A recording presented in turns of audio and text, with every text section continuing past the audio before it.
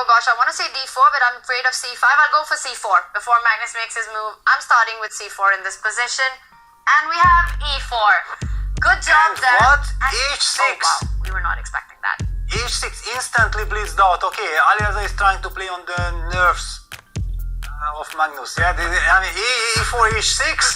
This is shocking. Yes, we do understand that the bishop can be activated to h7, but first of all, the queen on e1 already protects that pawn on e4. Yeah, so this isn't an issue for us. We also highlighted that d4, f3, knight f2 is very natural. So what is Alireza trying to do? Does he want to break with f5, f7, f5, opening up some diagonals? But then e4, e5 will be also a question. I'm not yet understanding it.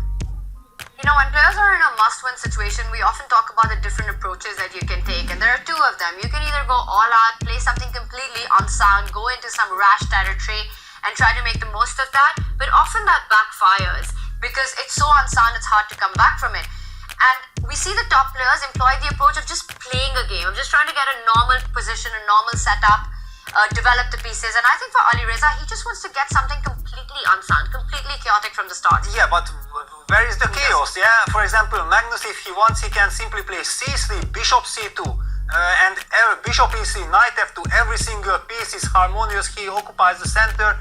The knight on h8, the knight on f8, they are not really doing much because I'm expecting black to push d5, yeah, with this construction. But I'm just not seeing the bishop on g1 is already beautifully protecting that c5 square. I think that Magnus is extremely happy. Yeah, where is the chaos in this position? a4, even ambitious, a4, a5, go for it. But there are always these checks in the position with the g7 pawn loose.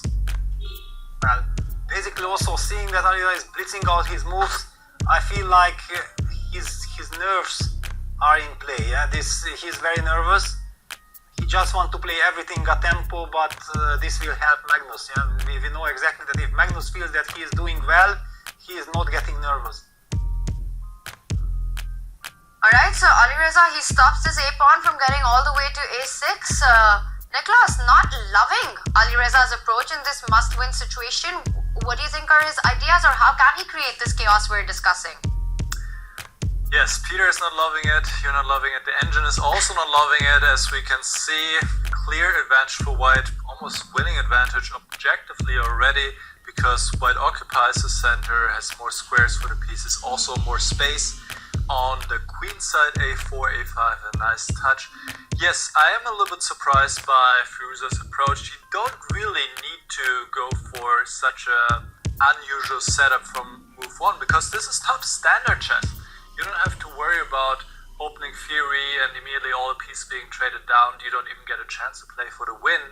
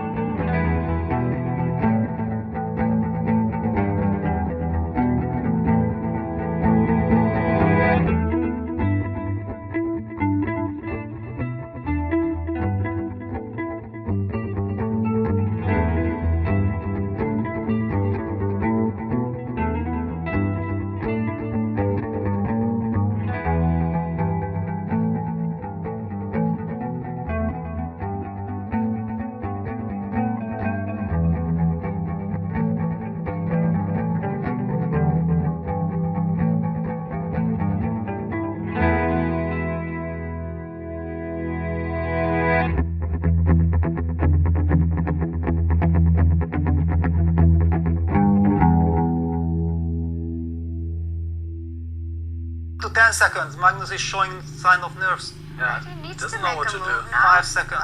Magnus, has he forgotten about the clock? He makes it a bit of a panic God. there. With 3 seconds on the clock, he played the move Queen B3. That's but not a good one. That's it's not a good one. Not a good No, one at Bishop all. takes c5. And Firouzja is back. Wow.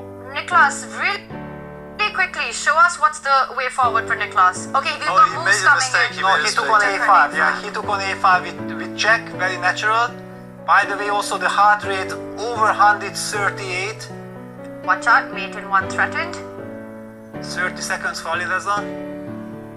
And you really don't want to go bishop takes knight here. I would even be worried about just take with the pawn. I don't believe you have the time. This comes in He with a played check. Queen B6. Queen b6 on the board, trying to trade off. Queen b5, trying to trade off. It's done. Queen B5, yeah, takes. And with this knight.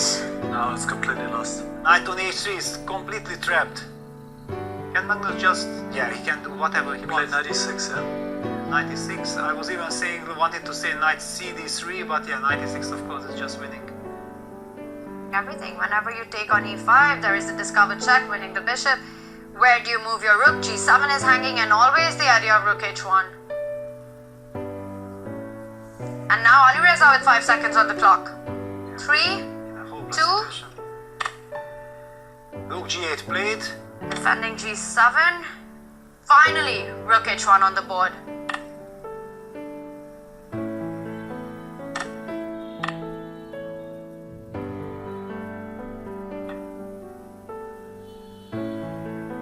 F takes E5, so the knight on E5 is eliminated, but the knight on H3 has fallen. White has the winning structure. Black's knight on H8 is horrible. Black has these beautiful pawns. E5, F4, G3, that's a lovely pawn chain. Black's pawns on D5, B5, B7, all vulnerable, very weak, it's game over. And Black has to win this game, which is just impossible. I mean, you can compare every element of this position and you see why Magnus is clearly winning. The knight against the knight, the rook against the rook, the pawns against each other, even the white bishop more active there. And Magnus, you can see it in him. He knows that he's got the job done, just needs to make the next couple of moves. Yeah, rook C1 check, king D7, F5, and seems like it's Just get finished. those pawn rollings. And the knight will fall back. You can go to D4, you can go to F4, start pushing. I like knight F4. Yeah, it's basically a complete domination. Okay, rook C, whatever, yeah, everything is falling apart. Black has no activity. And bishop B6 runs into a check, so there are no tricks in the resigns. position. That's it. Magnus Carlsen bounces back. A difficult moment there for Ali Reza, and you could see it that for both players this has been such a big battle, such a big match. Magnus winning the classical, taking it into the playoffs, winning the first rapid game, and Ali Reza resigns the second rapid game.